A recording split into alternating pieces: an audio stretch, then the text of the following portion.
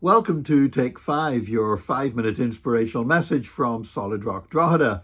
In yesterday's Take 5, I was sharing about the capybara, an animal that I noticed when Janice and I were visiting Belfast Zoo last week. We were actually celebrating Janice's birthday on that day. Well, there's also an amazing story about the Belfast Zoo that goes back to the Second World War.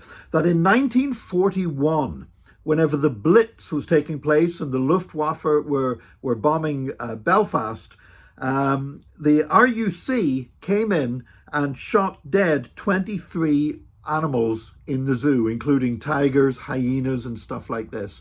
And the story is that the zookeepers just stood and cried at what was happening. But the reason was because the government of Northern Ireland at the time was concerned that with the bombing taking place, if the animals then escaped, and on top of all the other panic to do with being at war, if they had wild animals running through the streets of Belfast, it would create absolute chaos.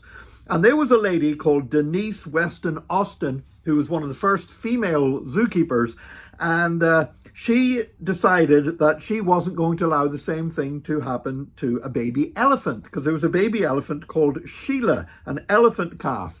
And so what Denise Austin started doing was she started taking the baby elephant home with her every night. Now, this sounds incredible that this could happen. I mean, you know what? How do you sneak an elephant out of a zoo?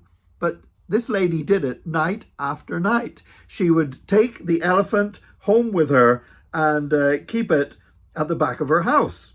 And she had, now it was a baby elephant, but still, a baby elephant still extremely large.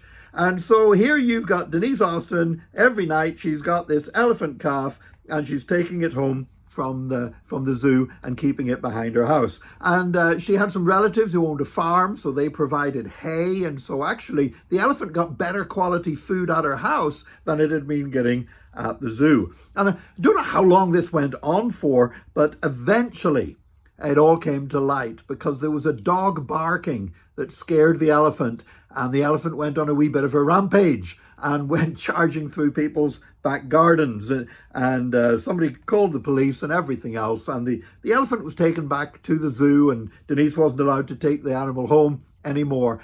But you know what? She probably saved that elephant's life by keeping it for that period of time, and that elephant actually lived all the way through to 1966 before it finally died. And so you have this amazing story, and there has been a movie made about this, of this woman from Belfast Zoo, this female zookeeper, keeping an elephant at the back of her house in Belfast every night.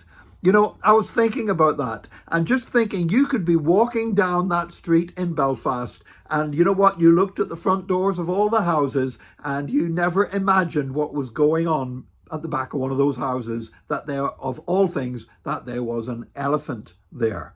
And you know what? I've often thought about this whenever I drive along a street, when I walk along a street. You look at all these houses, they all look the same. Everything looks normal. Everything looks ordinary.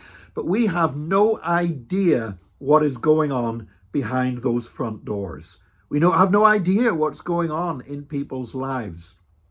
And you know, I really believe that an important thing that we can do as Christians is to pray for people, not just the people where we know they have problems, but the people where it all could be happening behind closed doors and we don't know anything about it. And so it's good sometimes, it's good to walk down a street and just pray for each house as you walk past it. Say, Lord, would you bless the people in that house? Lord, if they're having issues, if they're having difficulties, would you bring your peace in? Lord, if they need help, would you connect them with your church in some way? Would you open doors for us to reach out and help them? I believe that kind of prayer, even though it's not based on some knowledge you might have of somebody, can still be so effective. You know, sometimes as a pastor, I go into the church that we pastor in Drogheda and Solid Rock, and I'll walk round the rows of chairs in our main church building, and I just pray for the people that will be sat in those chairs and say, Lord, would you touch their heart this Sunday? Lord, would you speak to them through the word? Lord, would something in the worship just bring them through to a new place in your presence? You know, yes, it's good to pray for people where we know what to pray for. but it's also great to pray for people when we have no idea what's going on behind their closed doors. There might even be an elephant there, and who knows that our prayers are going to make the difference. May God help you to pray for others and to speak to others in Jesus' name. God bless you. Join us again tomorrow for another Take 5, your 5-minute inspirational message from Solid Rock Drogheda.